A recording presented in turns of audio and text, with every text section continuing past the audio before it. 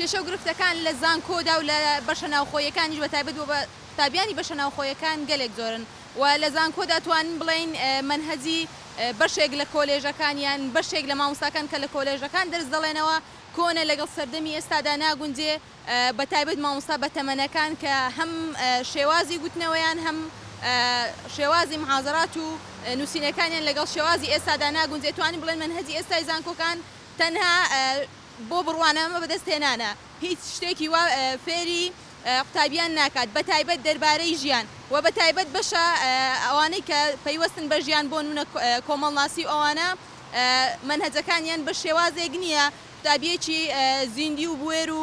هۆشیار بەرهەمهێنێت بەڵکو تەنها بۆ ئەوەیە شەهادەکانیان بەدەستبێنێت سەبارەت بە بەشە ناوخۆیەکانی سەر ڕایبوونی گرفتی خزمەتگوزاریەکان لە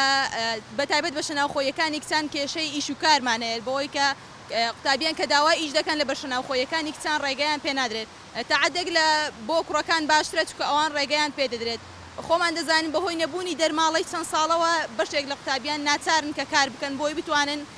هەم کار خوێندنیان بەڕێوە بن هەم ژیانیان لە داخلیەکاندا باشتر بەڕێوە بڕات بەڵام بەهۆی نەبوونی مۆڵەت بەتایبەت بۆ کچان ئەمە کەمێک ئەرشی ماڵەوەی قوتابیەکانیان قورستر کردووە نەبوونی پێویستی یان نەبوونی سیستەمێکی گونجاوە بۆ خوێندن کە قوتابی لە دوای زانکۆ بتوانێت سەرکەوتوو بێت لێیەوە و نەبوونی ئەو پێویستیانەیە کە مەسەلەن ئەو قوتابیانەی کە زیاتر لە زانکۆ تەکنیکیەکانن یعنی کەلوپەلی پێویستیان نییە بۆ ئەوەی بتوان بە شێوەیەکی پراکتیکی لێوەی فێربن دواتر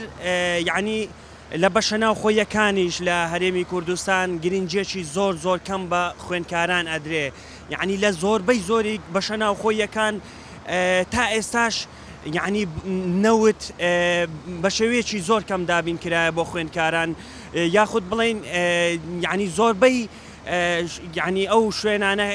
بەشە ناوخۆیەکان کارگوزاریان نییە بۆ یعنی ئەوانە خوێندکاران لەو ڕوانەوە ڕوبەڕووی کێشە و گریگرفتی زۆر بوونەتەوە و دواتریش یعنی خوێندکار بە چەندین قۆناغ تێدەپەڕێت یعنی هەموو ئەو 16 ساڵ دەخوێنێت و ئەو هەموو قۆناغانەی ژانی بە سەختی تێدەپەڕێنێت بە تایبەت کە مەخسەلەن قۆناغی زانکۆیە پێویستی بەوەیە کە مادیاتێکی هەبێت بۆ ئەوەی ژانی خۆی لێوە بەڕێ بکات بەداخەوە چەندی ساڵە دەرماڵی خوێندکارانیش ینی بە بۆنەی قەیرانی دارایی و چەندین هۆکاری ترەوە بڕایە بەڵام لە ئێستادا کە کابینەی نوێ تەشکیل کراوە و حکوومەتی هەرێم بڕیاری لەسەر کۆمەڵێک چاکسازی داوە بەداخەوە تا ئێستا هیچ لایەنێک تا ئێستا بە شێوەیەکی فەرمی باسی لە گەڕانەوەی ئەو دەرماڵەیە نەکردووە کە مانگانە پێویستی بە 600 میلیۆن دۆلارە کە ئەو بڕەپارێش هیچ نییە لە ئاستی ئەوەی کە مەسەلەن ئێستا کە گەربەس قەرزی بازرگانە کۆمپانیا بازرگانەکان بگەڕێنرێتەوە مانگانە 600 میلیارد دینارە کە ئەوەش زۆر بە ئاسانی ئەتوانی ئەو دەرماڵەیە هەتا ڕێژەی پارەکەش مانگانە بۆ قوتابیان بەرز بکاتەوە ئەتوانی بە شێوەیەکی زۆر باش یعنی دابش بکات بەسەر قوتابیان و قوتابیە زۆر بەشێک لەو قوتابیانش کە بەهۆی قەیرانی داراییەوە دوور کەوتونەتەوە لە خوێندن یاخود خوێندن بە پرۆسەیەکی سەخت تێپەر دەکەن دەتوانن بگەڕێنەوە سەر خوێندنەکانیان دواتر بەڕاستی لە هەرێمی کوردستان هیچ شتێک نییە کە مەسەلەن هیچ